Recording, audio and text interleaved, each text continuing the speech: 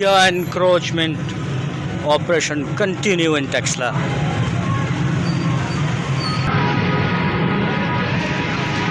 HMC, MCT.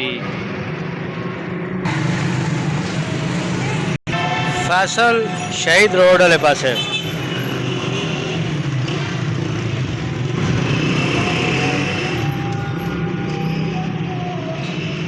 बंदा न बंदे नहीं जात मालूम था बेच भी कुछ नहीं पे आया था। चलो और पर मैंने ज़रा दसने हैं तो सा और सूरत हाल के हैं सफाया कार सटने लेकिन मुस्तकिल नहीं होना ना जी। वो तक हो मार्केटा ये एरिया तक हो वो एरिया तक हो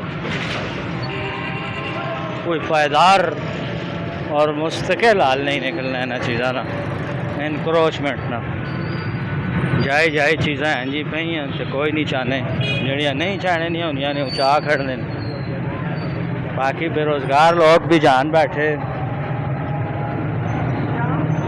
हाँ